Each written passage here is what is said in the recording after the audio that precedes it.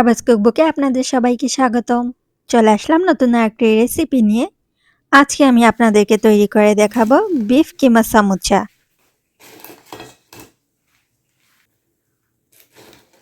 খুবই সহজ একটি স্ন্যাক্স। সন্ধ্যাবেলার নাস্তায় অথবা মেহমানদারিতে এই বিফ কিমা সামুচা তৈরি করে নিতে পারে।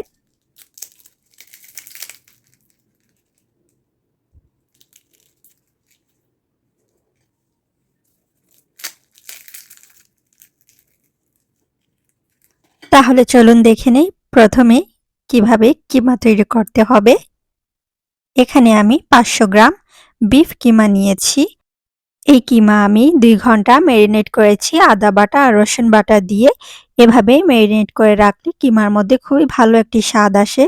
ডিরেক্টলি রান্না করা যায়, কিন্তু এভাবে ম্যারিনেট করে রান্না করলে খুবই মজা হয়। কিমার মধ্যে আদা রসুনের ঘ্রাণটা চলে যায়।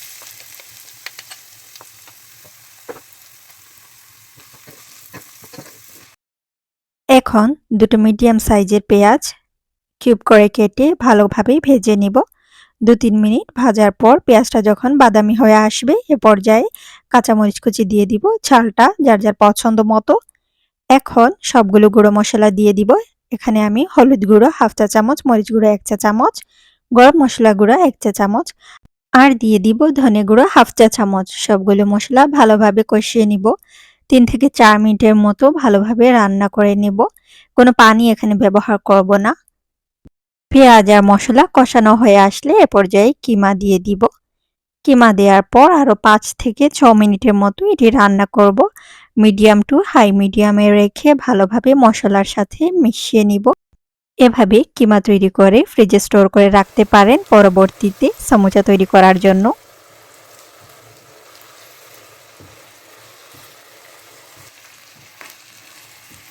পাঁচ মিনিট ধরে হাই ফ্লেমে এভাবে ভেজে নিব, যাতে করে মশলার সাথে মাংসে ভালোভাবে মিশে যায়। তারপর দিয়ে দিব 1/2 চা চামচ ব্ল্যাক পেপার পাউডার আর দিয়ে দিব স্বাদ মতো লবণ। লবণ পরবর্তীতে আপনারা টেস্ট অনুযায়ী এড করে নেবেন। 1 চা চামচ দেওয়ার পরও আমার আর একটু লবণের প্রয়োজন ছিল, যার কারণে আমি এড করেছি।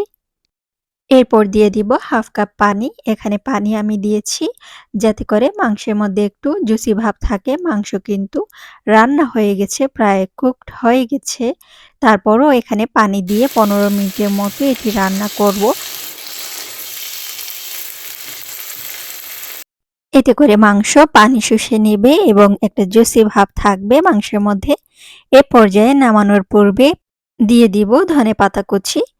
সমোচার ফিলিং তৈরি করে এক সাইডে ঠান্ডা হওয়ার জন্য রেখে দিব। এখানে আমি দোকান থেকে পেস্ট্রি শিট নিয়ে নিয়েছি। আজকে আমি সমোচা পেস্ট্রি শিট দিয়ে তৈরি করে দেখাবো। সাধারণত পেস্ট্রি শিট ডিপ ফ্রিজে সংরক্ষণ করে রাখা হয়। তৈরি করার পূর্বে এভাবে 5 থেকে 10 মিনিট নরমালে রেখে হাত দিয়ে এভাবে হালকা হাতে ছাড়িয়ে নিতে হবে। এক পিস পেস্ট্রি শিট দিয়ে দুটো সমোচা তৈরি করা যায়, কিন্তু আজকে আমি আপনাদেরকে এক পিস পেস্ট্রি শিট দিয়ে একটি সমোচা তৈরি করে দেখাবো। শিট দিয়ে সমোচা তৈরি করার বিভিন্ন পদ্ধতি রয়েছে, কিন্তু এটি খুবই সহজ একটি পদ্ধতি। এইভাবে দুই সাইড ফোল্ড করে মাঝখানে খালি জায়গা তৈরি করে খুবই সহজে সমোচা তৈরি করা যায়। আমি এখানে একটি তৈরি করে দেখাচ্ছি। এভাবে সমোচা তৈরি করলে একটি মিডিয়াম সাইজের সমোচা বানানো যাবে। আর এক পিস দিয়ে যদি দুটো তৈরি করি সেক্ষেত্রে একটু ছোট হয়ে যাবে, পাতলা হয়ে যাবে। এখানে আমি ময়দা আর পানি দিয়ে পাতলা একটা মিশ্রণ তৈরি করে নিয়েছি। যে যে জায়গায় ফোল্ড পড়বে সেইখানে এই মিশ্রণটি দিয়ে সমোচা তৈরি করে নিতে হবে। হোটেলগুলোতে সাধারণত এই মিডিয়াম সাইজের সমোচাই বেশি পাওয়া যায়। তাছাড়া ছোট যে সমোচাগুলো আছে সেগুলোর ক্ষেত্রে কিন্তু এই পেস্ট্রি শিট 2 ভাগে ভাগ করে তৈরি করে নিতে পারবেন। যারা সমোচা তৈরি এভাবে পেস্ট্রি শিট দিয়ে মনে রাখতে পারেন না কিভাবে বাইন্ডিংসটা দিবেন, কিভাবে ট্রায়াঙ্গেল শেপটা নিয়ে আনবেন, সেক্ষেত্রে এই পদ্ধতিটা ফলো করতে পারেন। এখন আমি সেকেন্ড পদ্ধতিটা দেখিয়ে দিচ্ছি। এটাও খুব সহজ। জাস্ট এভাবে ফোল্ড করে তৈরি করে নেবেন আর যে যে জায়গায় পানি আর ময়দার মিশ্রণটা লাগানো প্রয়োজন সেখানে দিয়ে খুবই সহজে তৈরি করে নিতে পারেন। এভাবে তৈরি করলে সময়ও কম লাগে। আপনাদের সুবিধার্থে আমি আরেকটি তৈরি করে দেখাবো। এভাবে এক এক করে সবগুলো সমোচা তৈরি করে নিতে হবে। এভাবে সমুচা তৈরি করে ১ মাসের মতো সংরক্ষণ করে রাখতে পারেন। মেহমান আসার পূর্বে অথবা ঈদে অথবা রমজান মাসেও কিন্তু প্রচুর সমুচা তৈরি করা হয়ে থাকে। এভাবে সমুচা তৈরি করে জিপলক ব্যাগে আপনারা ১ মাসের মতো সংরক্ষণ করতে পারবেন। কিমা যদি আগে থেকে রান্না করা থাকে তাহলে কিন্তু ১৫ থেকে ২০ মিনিটের মধ্যেই ৪০ থেকে ৫০ টা সমুচা তৈরি করা যাবে।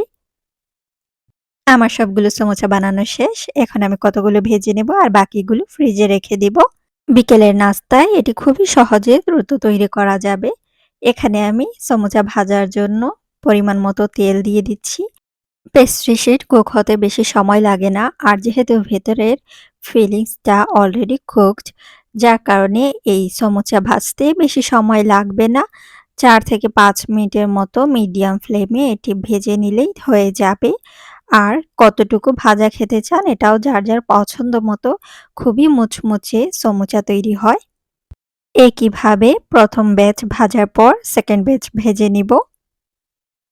এয়ারটাইট বক্সে রাখলে ৭ থেকে ৮ ঘন্টার মতো সমুচা খুবই মুচমুচে থাকবে। ব্যাস তৈরি হয়ে গেল বিফ কিমা সমুচা।